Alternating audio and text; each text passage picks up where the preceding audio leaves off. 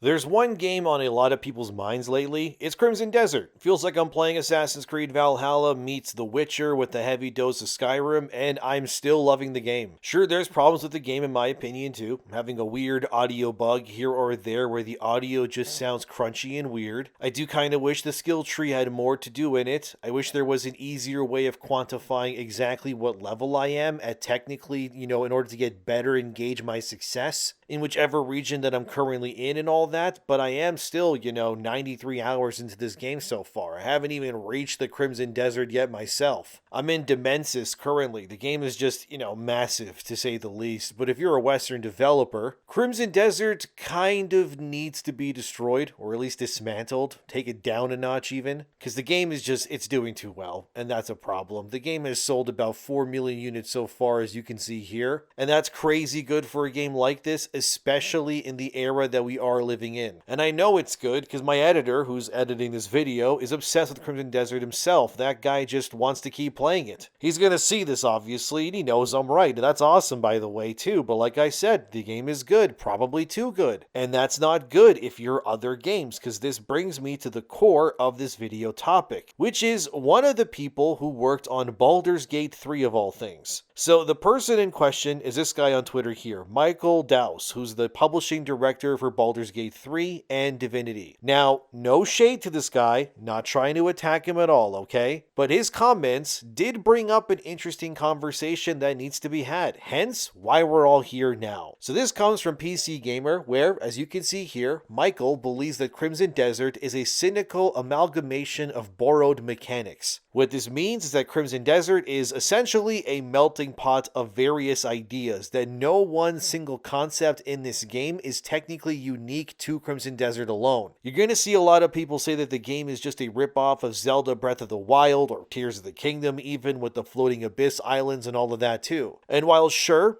Crimson Desert does wear its inspiration on its sleeve, that's kind of the point. As they say, the best artists usually steal, but here's what Michael of Larian said that got people riled up, as it reads here. Crimson Desert is fun to play, but it is such a cynical amalgamation of borrowed mechanics. It is now that's what I call gaming plucked off a gas station shelf. For better and worse, expect a lot more of this in premium and free to play. There is less risk in it. Is it more cynical than any other big AAA open world game that borrows from its own past? Probably not. At least it's adding spice to the stew rather than removing it. Well, sure, I could see the argument is less risk per se. What I actually think Crimson Desert is doing is simply taking, like I said, the best elements of other games around it and then synthesizing them into something really cool. There's nothing inherently wrong with that. Any game you love pretty much for the most part steals from something else. Dark Souls is basically, what if Legend of Zelda had a baby with Castlevania, which in itself is cynical because those are two ideas stolen from other games, obviously. But you can't deny that the end result is so refreshing and cool that it works really well in Dark Souls, as we all know. Technically, Elden Ring is even more cynical, if you will, considering,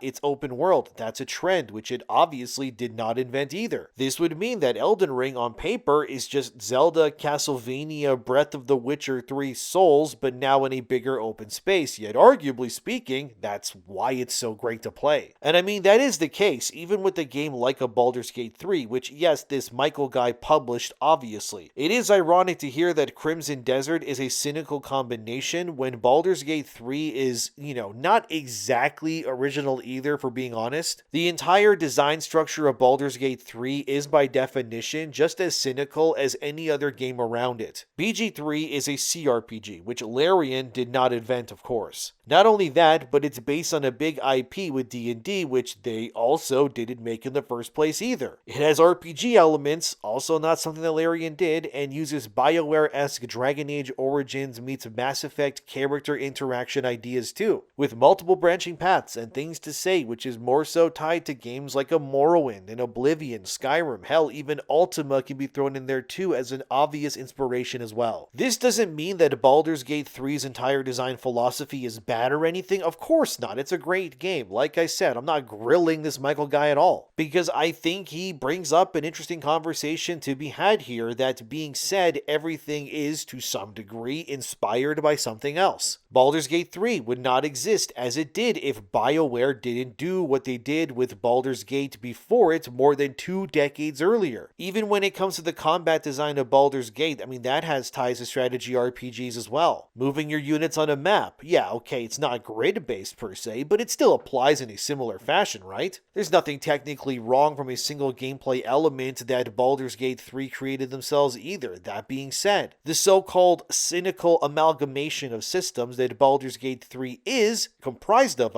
they're still great, right? Because of the elements that it takes from other games. You could cynically say that Baldur's Gate 3 is just Baldur's Gate with a Divinity Original Sin behind it pretty much, and yeah, you would be right. But the fact that you can carry, barrels full of death gas and then toss that early on defeating super strong enemy characters, that's really cool. So is the ability to use your powers to manipulate the world around you, but none of those things are intrinsically only a Baldur's Gate 3 thing, right? It is a sum of its parts is the point. And the same goes with Crimson Desert. Sure, it has Breath of the Wild Zelda-like puzzle design, and it does have that can't be denied. If you've ever gone way up into the abyss, above the map, which you should, by the way, because fun fact, you can get the ability to put fire or ice on your attacks, which is really, really useful and does tons of damage, and you get that from the abyss puzzles above, and those are discovered, right, by doing those Zelda puzzles. Like I said, the game at its core, it feels like Assassin's Creed Valhalla meets The Witcher meets Zelda. For crying out loud, you're the head of the Greymanes, which is, very similar to Eivor's Raven Clan in Valhalla too. Both groups are also Vikings, technically, right? And a lot of what Crimson Desert does that feels great can be directly attributed by the existence of Breath of the Wild especially. For example, in Crimson Desert,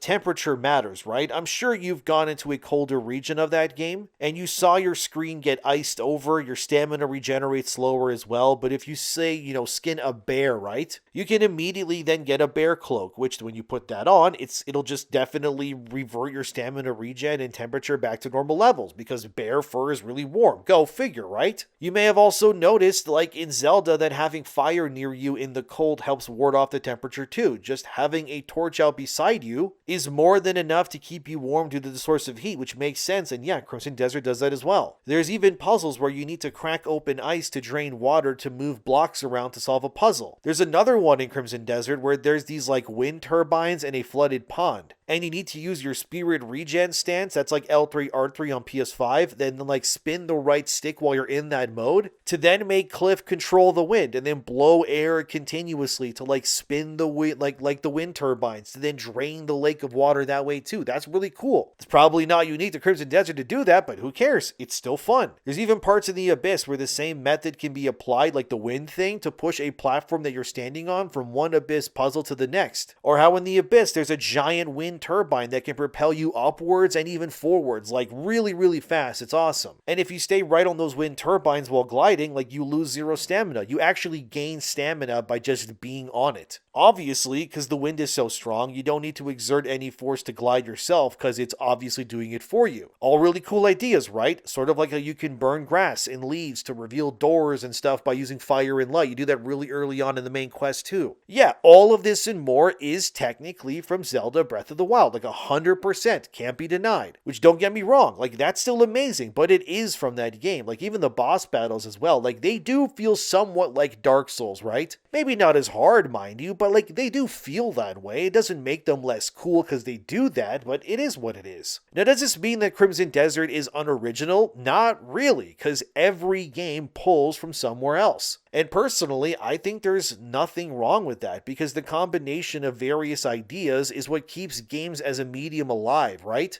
Fallout started off as a top-down CRPG itself back in the day. When Bethesda got the rights to Fallout, they turned it into a first or third-person shooter RPG, depending on how you played it, with an open world, right? And that would not happen or exist unless open world and first-person shooter games existed, but they did. So they obviously inspired the now look and feel of what many modern Fallout fans think of when they think of that franchise. And there's nothing wrong with that, you know? Like, you get inspired by what you see. It's all around you. I mean, even bands that I love, they have openly admitted that they are inspired by the existence of bands before them. Like, duh, obviously. One of my favorite bands of all time is Trivium. They are heavily inspired by Metallica, Slayer, or Iron Maiden. They even have songs that sound like Iron Maiden songs entirely. A quick example, the solo in A Gunshot to the Head of Trepidation off Ascendancy from Trivium, that is 100% an Iron Maiden inspired guitar solo, and that's awesome. Great band and album, by the way, go listen to that. Or even bands like Bring Me the Horizon, for example. Like, they would not exist if Linkin Park didn't release Hybrid Theory and Meteora. Like, you get what I'm saying? All of this means that the cynical look of saying that, oh, this game can't exist or be what it is because this game did it before them, it's kind of just nonsense to me. Resident Evil essentially began the survival horror genre. We have had many a game like Resident Evil since. But you wouldn't even have Resident Evil as a game concept if the concept of like zombies and horror movies didn't exist either. You know what I mean? How far back this goes? Like, that doesn't make that game worse or anything. It just is what it is. Like Super Mario existing propelled platformer games by the thousands. That's great. Awesome. You wouldn't have Hollow Knight nor Silksong if Mario, Zelda, Dark Souls, Castlevania, and Super Metroid never happened. Because Hollow Knight, for example, in a sense, is also a cynical amalgamation of those games and much more. I mean, even the bouncing mechanic in Hollow Knight with your weapon, like the nail thing, is just like from Shovel Knight, right? Which is totally fine, because it's a cool mechanic. I think the real cynical take is when some company believes that they own the right to some mechanic instead and won't share it. Obvious example is Pokemon thinking that they own the rights to balls capturing monsters or summoning mechanics with the Pal World lawsuit. Another really stupid patent that just annoys me is how Warner Bros. Owns the right to the Nemesis system that's used in Shadow of Mordor and War. In that game, when you fight orcs, they get defeated, they come back, and then they learn things from their loss and they become stronger, and then they end up hunting you, which creates this endless gameplay loop of reaction versus the world. It's a very cool mechanic in Shadow of Mordor and War. But you haven't really seen that mechanic outside of those two games. Why is that? Well, because again, Warner Bros. Copyrighted it, which is stupid. Like, how do you even own the rights to character NPCs returning to the game world with new modifiers on them? It sounds kind of ridiculous to me, but I guess a judge granted it to them anyways, right? And I think the closest thing we saw to some system in another game was maybe Assassin's Creed Odyssey with their whole bounty hunter system they had in that game. But obviously it would have been way cooler than that if it was, if Warner Bros. Wasn't being annoying by saying that they own the Nemesis system. Like, imagine if that Nemesis system existed in Crimson Desert. Like, that would have been amazing, wouldn't it? You beat some boss, like a big knight guy, or you capture some outlaw, right? You bring him into the authorities. But like, time passes in the game and they come back, they break out of jail, or that knight's not actually dead and he got stronger. He found some ancient power like off screen while you were adventuring. And that outlaw guy starts building like a new criminal network. They start sending out assassins to get you or try to attack Howling Hill. That's your base. Like, that'd be really cool, actually. Imagine just riding your mount, through, say, Paylun or Hernandez, and then that giant knight guy you beat 10 hours ago, he just reappears, but he's stronger now. He uses, like, a different weapon. He has, like, learned from his loss from you. And now you gotta put him down for good. Like, that would be really cool. They could even tie in the Abyss powers into the Nemesis system, giving these new foes more superpower-like supernatural effects, right? But legally speaking, Pearl Abyss can't do that, can they? Because imagine if Nintendo somehow patented what, like, Breath of the Wild did. Or if, like, Nintendo just way back when just patented the whole idea of the adventure game as a concept with Zelda in general. If they did that, you would have no Dark Souls, no Elden Ring, Sekiro, Darksiders, Shadow of the Colossus, no Witcher 1, 2, or 3, no Assassin's Creed games really at all. I don't even think you would have Prince of Persia. Like, that wouldn't exist either if that were the case. Like, everything and more would just never be. And same goes for first-person shooters too. Oh no, this game has you shooting a gun like in this other game. Yeah, thankfully that's allowed. Otherwise, what exactly?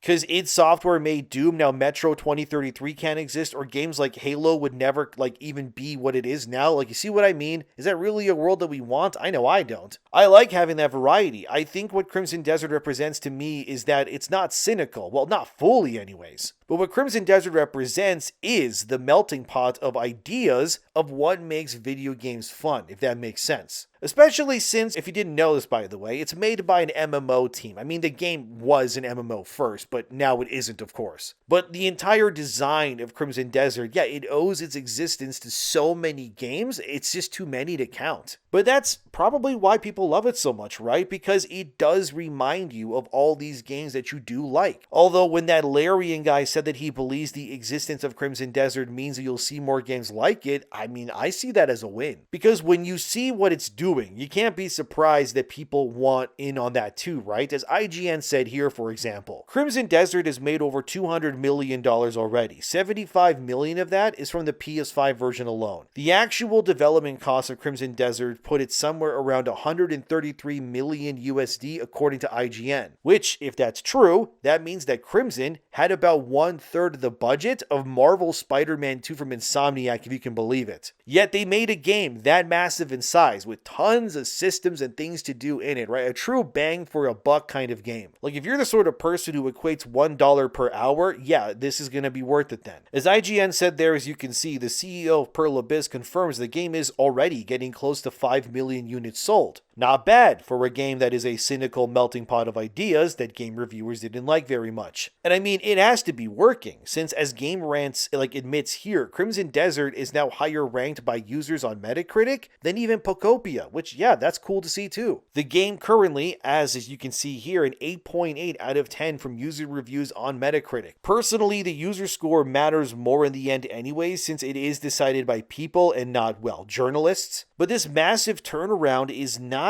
really what you usually see in games, right? Most games come out. If they do bad, they bomb and then they never recover. Crimson Desert is doing the opposite. It just keeps growing with time. But the fact that they beat a Pokemon game in any capacity, that's nothing short of great. And when you look at Pearl Abyss's stock, as you can see here, yeah, it went up again. Good for them. Nice to see. Because the more people play the game, the more they like it, and the more that it will grow. And I think the other major reason people like Crimson Desert is very simple. It's a big world, but it's built with a beginning, a middle, and an end. May sound simple on paper, it is, but it's strangely disruptive, isn't it? Like, it's a complete journey right out of the box, designed to be remembered, maybe, instead of just being maintained like many other games do. And I think why you're seeing a game like Crimson grow is because it's something that can actually end. It doesn't go on indefinitely. I mean, it has a lot in it, obviously, but it has the closure when you need it. It can actually end. Like a real sense that what you played mattered. You can't say the same for a lot of AAA these days, unfortunately. That's why games built around the whole strong, complete experience kind of thing, they're starting to resonate again, and I mean, who can blame them? BG3, like Crimson, they also did this, right? Games that provided something cool, that gave players satisfaction, which is why the success or the failure of a game like a Crimson Desert would matter so much to many right when it came out. If people didn't embrace Crimson, that'd be bad, but they did, right? And it means that they want more complete experiences right away. And again, I can't blame them for wanting that. And who really cares if it pulls this mechanic or that from some other game, right? It's like being a horror fan and then being angry that, oh, there's more horror movies coming out. Like, isn't that what you want? Don't you want more of the thing that you like? And personally, I think the rebellion that forms of people avoiding games that are endless loops of maybe live service slop over a game like Crimson Desert is actually very healthy, because people are voting with their wallets and their time and their attention. That's really key. Like, they're giving good scores to fun games, even if some of these websites really don't like it. Like, for me though, the question I'd like to ask you all to answer is, why did AAA stop making games like this? I mean, like a Crimson Desert, right? Why did so many studios just abandon the idea of, I guess, finished experiences? Is it just too hard to do now? Is it risky? But it keeps working though, doesn't it? Every time a game like that comes out, it always sings and gets all the sales and then some. Maybe that's why projects like a Crimson Desert matter so much, in my opinion. Like, they kind of remind us of what we lost before, what we used to have more of, right? The strong worlds and the weird characters and all the quests and the mechanics that exist for funness sake. Nothing in Crimson Desert doesn't exist for you not to have fun with it. Like, let's be real. Sure, it's over-designed in some ways, right? Like, you can do gardening or farming and then you can get a little